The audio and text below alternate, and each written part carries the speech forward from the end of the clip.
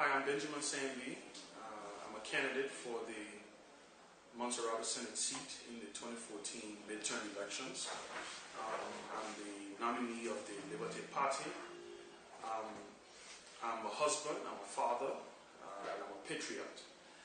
I believe strongly in the future of this country. I believe that we have a lot of opportunities as much as we have a lot of difficulties. One of the reasons why I'm running for the Senate is because I believe deeply in the future of my country. I want to serve this county. I believe that at no other time in our country's history would my candidacy be of such a huge significance. We understand the challenges that we face as a people. We understand the difficulties that we continue to face as a country, but I also believe in something called hope. I know that, when a nation goes through such a difficult time, there's a lot of cynicism. People don't have hope left because of the systems that they've been accustomed to. But I also like to tell people that I'm a product of this environment. Yes, I graduated from the Cathedral High School, and then went to travel to the United States to do my advanced studies, and returned. So I know that Liberia can do what Liberians say they can do. I know that the impossible can happen. All you have to do is to work hard at making that dream happen. For Montserrat County, I believe being the most populated county with the largest economy in our country, I believe this county has been ill-represented at the Liberian Senate for the last 9 years. That's one of the reasons why I'm running. I'm running because I want to inspire a new breed of leadership. I want to inspire a new breed to take the mantle of leadership, and I also want to provide assurance and reliance to my father's generation, my father's and my mother's generation, that they too can have somewhere they can retire. So that's why I'm inspired, and I look forward to the coming weeks. I look forward to the debates. I look forward to having a conversation about how we can grow our economy, a conversation about how we can improve our educational system that continues to fail our students. And I look forward to, most importantly, providing a fresh start for the people of Montserrat. Thank you.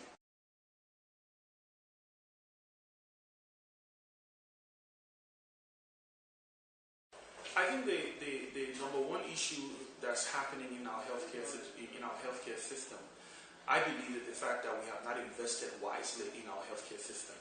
We need to invest wisely, meaning we need to train more nurses, we need to make it attractive, we need to provide incentives for people to want to become doctors, for people to want to become nurses. We need to invest in building existing institutions rather than building new ones, and leaving the existing ones in ruins. Look at the JFK hospital. For me, I don't see no reason why JFK should not be brought to a Class A standard hospital. When you look at some of the resources that we have available to us, whether it's bilateral or whether it's from multilateral corporations, multilateral agencies, we have an opportunity to get things right, and that's where priorities come into play. So I think the number one thing that is wrong is that we need to now invest in the healthcare sector, and that includes whether it's training of healthcare workers, whether it's providing the necessary logistics for our healthcare workers, and then investing in existing institutions. I intend to be a very robust and a very aggressive senator when it comes to priorities. I intend to be a champion for allocating resources that will transform the lives of our people, because that's a part of your responsibility in lawmaking. You have a responsibility to provide oversight. You have a responsibility to also appropriate when you work with the executives to see how when they send over the national budget, you're able to look into the national budget, look at the budget lines, and be able to see where the waste is and where the waste is not. It's a part of your whole oversight responsibility. And then you find the needs of your constituency, you find the needs of your citizens to be able to invest in their future. And for me, that's why healthcare is going to be very, very key and paramount in that direction.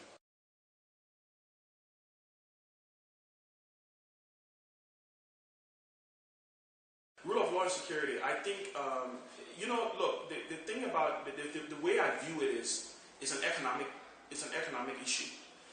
When people are empowered economically, when people can put food on their tables, you will not have a sense of insecurity. You will not have this anxious or this angry population, or you will not have people always on the edge. So that's why I continue to talk about the economy and the creation of jobs and and providing opportunities across the board for the people. Now, mind you, I'm not saying this is going to happen in the twinkle of an eye or with the flip of a switch. What I'm saying is that we should now start to invest in our economy. Government must now become an investor.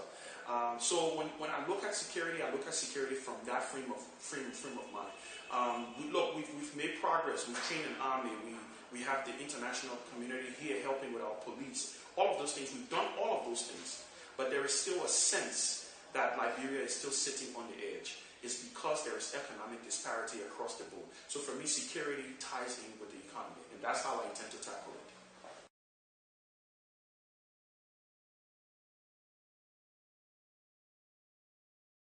Peace and reconciliation, again, for me, is another issue that is very, very important. Reconciliation, I believe there can be no reconciliation. There can be no actual peace without justice. Some kind of accountability has to come in place, whether it's the Palava Hut system, whether it's the war crime system, but some kind of responsibility, some kind of accountability has to come in place. People cannot do the things that were done in this country.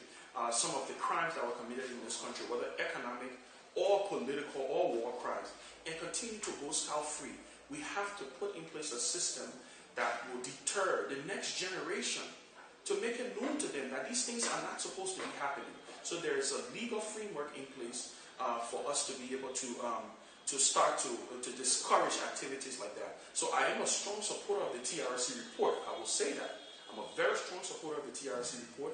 I continue to say that it's sad that report was watered down to a paragraph because our politicians could not muster the political will, or our political leaders could not muster the political will to implement that report. But it's something that I would like to see implemented, whether it's in stages or phases. But it's something I think there's a lot of recommendations in there that will help Liberia.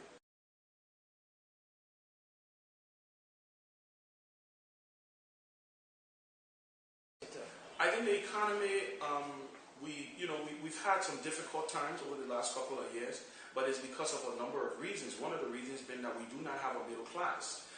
We need to help. We need to now figure out a way how we can create Liberian millionaires. Look, we have an emerging oil sector. I said it the other day. We've auctioned off oil blocks. How many millionaires did we create from auctioning those oil blocks? Our government needs to put in place policies that mandates Liberian participation. If those policies are currently in place, they need to implement it.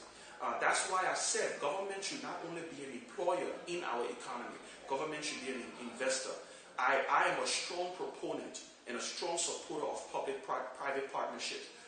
That's gonna be one of my hallmarks if I'm elected.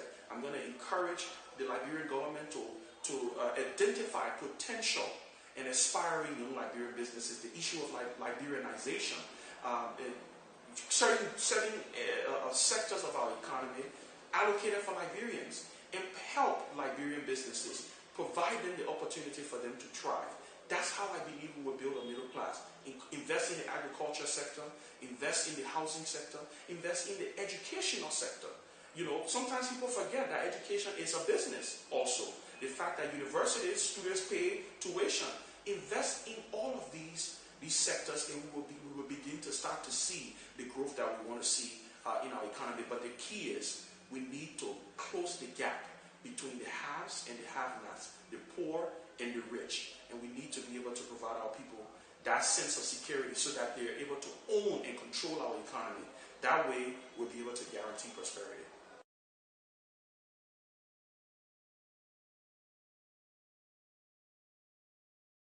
Look, most importantly, I respect all of those who are running in this race.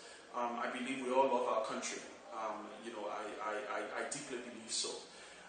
But most importantly for me, I believe what we represent in this process is a fresh start.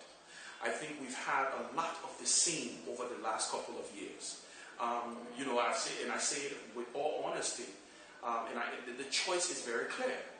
We are going to position, and we are positioning ourselves as the alternative. For too long in our elections, our people have been provided the option of picking between the lesser of both evils. What we're saying now is the time has come for Liberians to pick from the best and the brightest. And I believe that I represent one of the best and the brightest that our country has to offer. Like I said, I graduated from high school right here in Liberia. I went through the wars. The only war that I wasn't here for was in 2003. So I understand, the meaning of all of the difficulties that we've had in our country. But yet and still, I have not allowed my past to hold me hostage. I tell people all the time, I'm not from a rich family. I'm not from a poor family either. But I'm from a family of hard workers. And that's the Liberian story. Ordinary people who want to do extraordinary things but wants to work hard in accomplishing their goals. So for me, most importantly is the fact that we represent a fresh start. We represent an opportunity for us to start anew and to be able to build the foundation that we want to see our country go on.